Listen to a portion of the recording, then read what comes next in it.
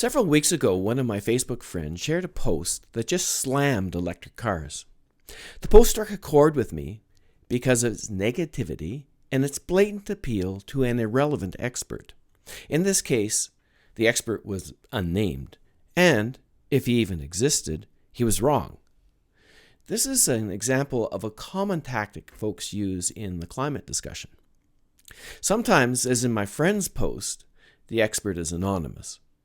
Other times, the expert may be a famous actor, or a Ph.D. from an unrelated field, or worst of all, the self-proclaimed expert. You know, that guy with a bias and a blog? When I saw my friend's post, I was so troubled I actually checked the numbers. I don't think I was supposed to do that. I was simply supposed to believe that an expert said this and accept the argument at face value. But I was bad, and I did a research on my own. I established that the data was incorrect, and then I verified my work with another engineer. All of this effort confirmed that the post was slanted, based on incorrect and misleading information, and supported by citing an unnamed expert. I was supposed to conclude that electric vehicles are bad, a tool of the leftist elite, and a way to rob energy workers of their livelihood. And as I've often said in this video series, it's a crock. Appealing to the expert is a common ploy, and it's one used by both sides of the climate discussion. It's also really lazy. It's used by folks to support a position without the need to provide any evidence, or for that matter, the need to do any thinking at all. If the expert said it, it's got to be true. Strangely, when it's the other side's expert, we complain. And I hear things like, Jane Fonda is a leftist hack who doesn't know anything about climate change.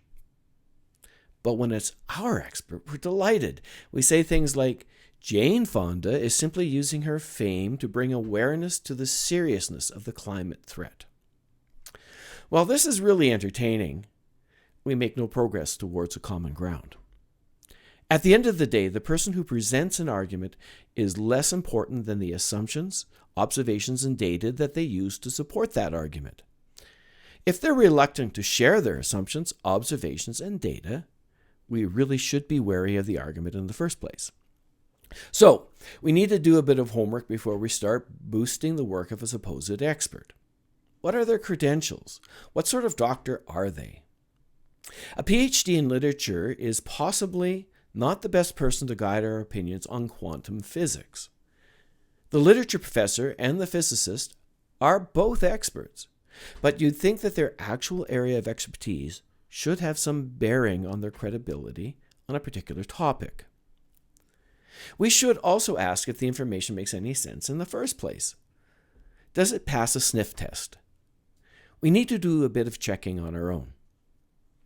Often there are folks who can help us better understand the information and guide us to a more fulsome understanding of the issue.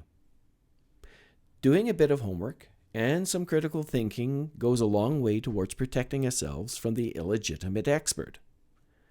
In other words, this is a scam, and we shouldn't be chumps. Of course, there are real experts. These are the folks with many years of experience working in a field, and they have access to information that the average person just doesn't see or understand. But even then, it isn't their name, their notoriety, their credentials, or any other superficial criteria that proves the argument.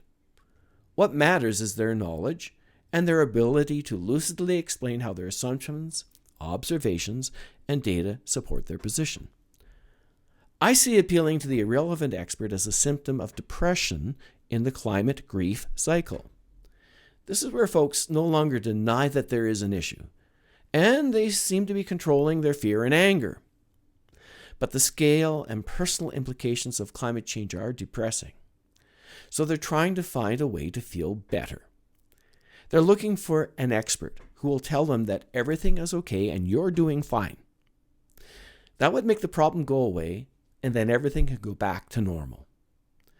Once again, putting aside the fact that trolls often do use this tactic, most folks who appeal to an expert are simply trying to come to grips with climate change.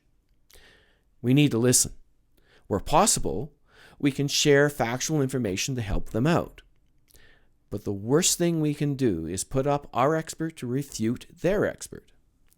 This is simply an entertaining and unproductive sideshow, like a boxing match. When the bout is over, we still have to do the hard work of finding common ground. I'd love to hear your thoughts about appealing to the expert in climate argument. Feel free to comment below, or pop on over to nodalcore.com, browse around, and leave a comment there. Thank you for spending your valuable time with me today. Until next time.